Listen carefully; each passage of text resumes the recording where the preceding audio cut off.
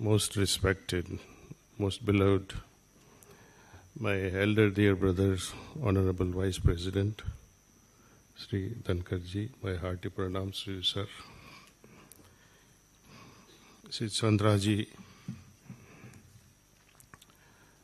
also my dear brother Kartikeyanji, Nagendraji, Dr. Newton, Kondavati, and Dr. R.V. Ramanji. I have been asked to give a talk on meditation and specifically a silent revolution of consciousness, science of inner peace and transformation in 4 minutes.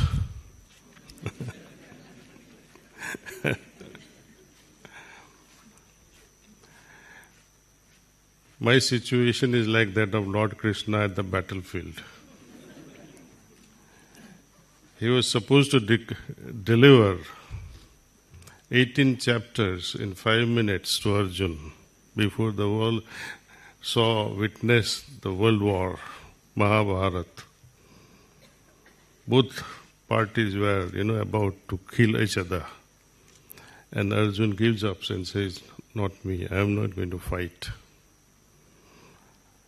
Krishna was helpless. How can I convince this foolish fellow? And now I have been challenged to give this whole world of change of consciousness and inner transformation in 4 minutes. Please forgive me, organizers. You have got a wrong person here. It can be done also, provided we were like Arjun and there was a person like Krishna who could change in few seconds. But that needs pranahuti. What Lord Krishna used was pranahuti to transform his state of mind, his consciousness, and made him ready to fight the war. First of all, we have to define what dhyana is. What is the purpose of dhyana?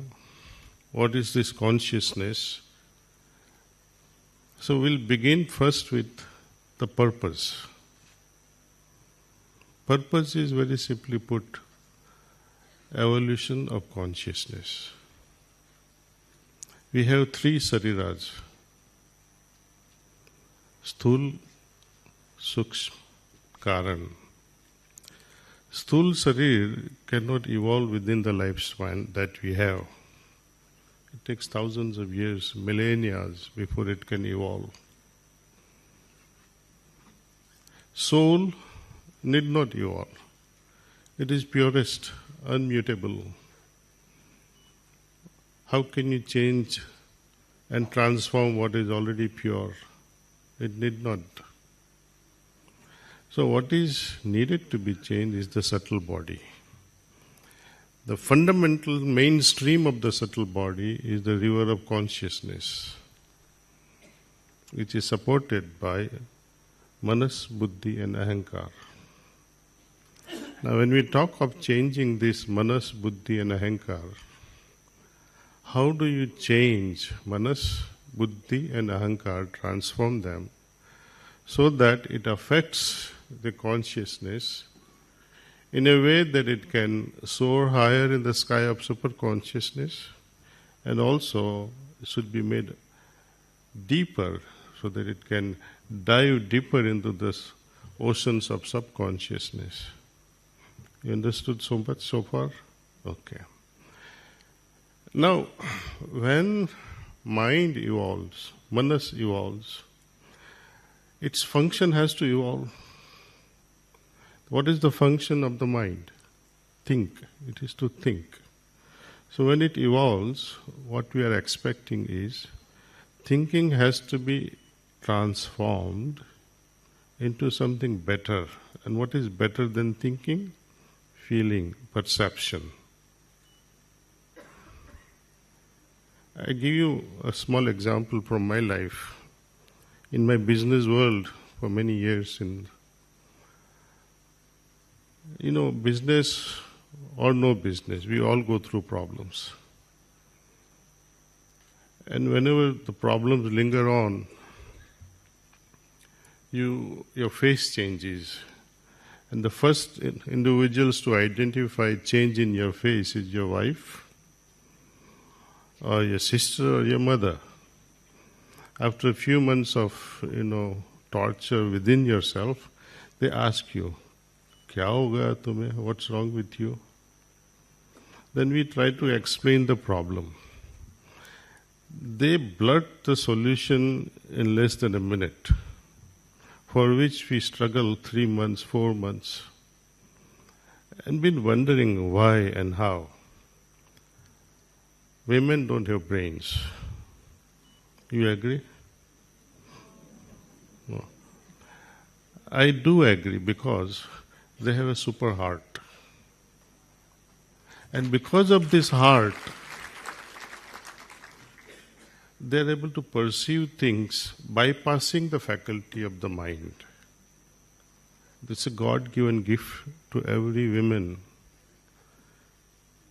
to bypass the brain and use the heart. The ability to perceive is very strong in them. So they come up with a solution 1, 2, 3. While man has to meditate and become more feminine, heart has to become more feminine rather than egoistic. So we need to move on from thinking to feeling. Instead of dissecting with your brain, try to perceive things. And that happens in meditation. Now, we'll take up the buddhi and ego part a little later. But now, let's focus on what is meditation. Dhyan. English word meditation does not fully justify the word dhyan. Dhyan in Sanskrit, if you split this sandhi, it is di plus yan. How many of you know Gayatri Mantra? Wow, almost everyone. You know the final line, Di Mahi Diyo Yo Naha. Wonderful. What is this Di and Diyo Yo Naha?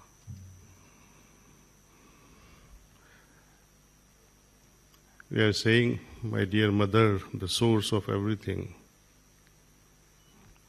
You are the source of ultimate wisdom. Di Mahi Diyo Yo Naha Prachodayat. So, Di means ultimate wisdom, divine knowledge. Yan in Sanskrit means vehicle.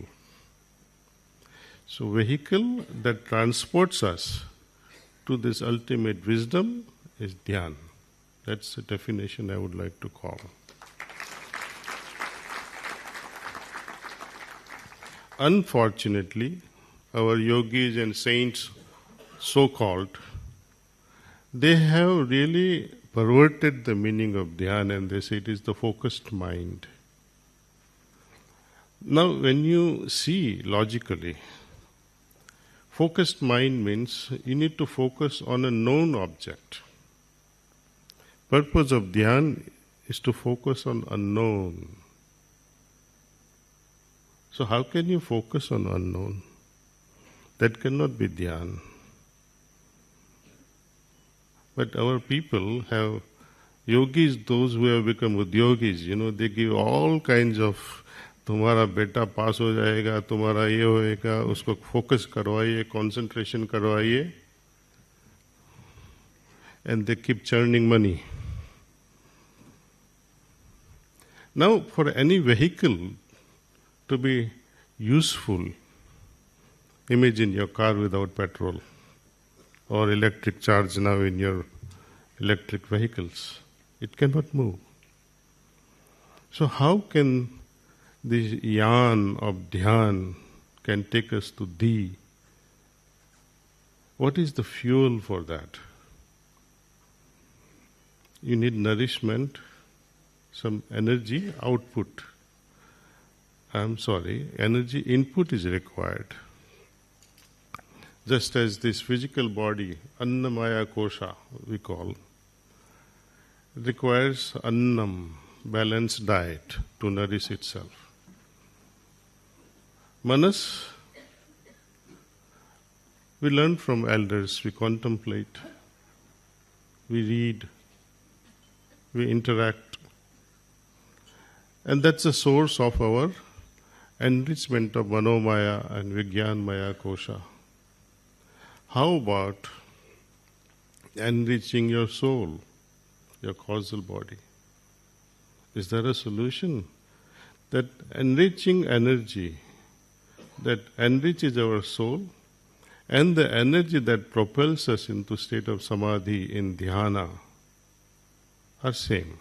It's called pranahuti. Pranasya pranaha. One that gives nourishment to the physical body is something. One that gives nourishment to the mental body is something. Who can provide this pranasya prana? To a seeker who is really sincerely looking for an experience. People talk and talk and talk, meditation karo, jap karo, mantra karo, but mantra and japam will keep you focused only on one thing. When you meditate even on the form of Lord Shiva, your mind is focused based on the imagination of the artists that has made the statue.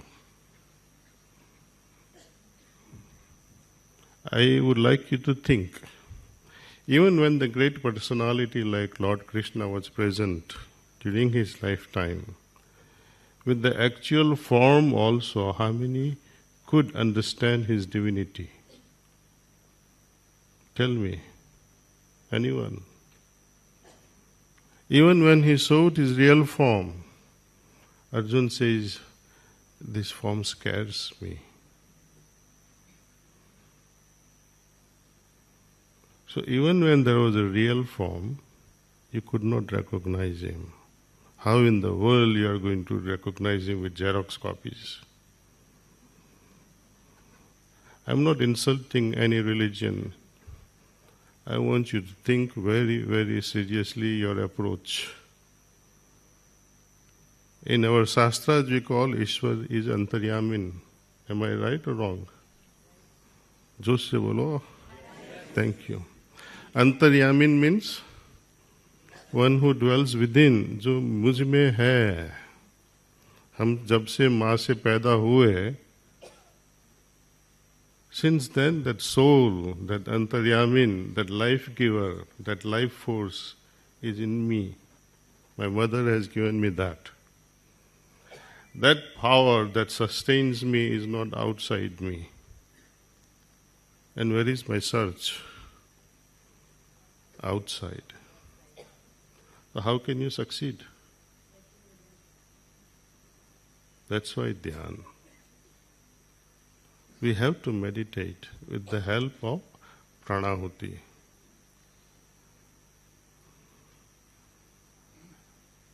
The auspices under which we are gathered here, pyramid meditation. The founder of that was one of the disciples of my Guruji.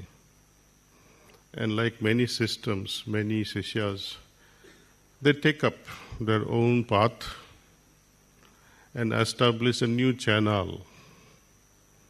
Many systems are full of such things. Maybe to expand the mainstream, whatever be the reason.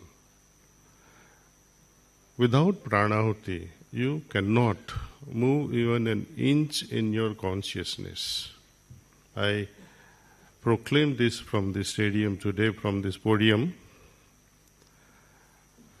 Most people struggle in meditation because they are not able to dive deeper. They are overwhelmed by their own thoughts and their own emotions.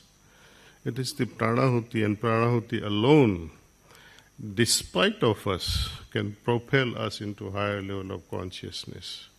It's a matter to be experienced, not to be talked about. See. My 4 or 5 minutes are over. I can go on and on and on, but I encourage you, practice meditation under pranahuti And only system that advocates this meditation with pranahuti is heartfulness. Try it out. Thank you. For details about Project Excellence, write to us at excellence@buddhaceo.org.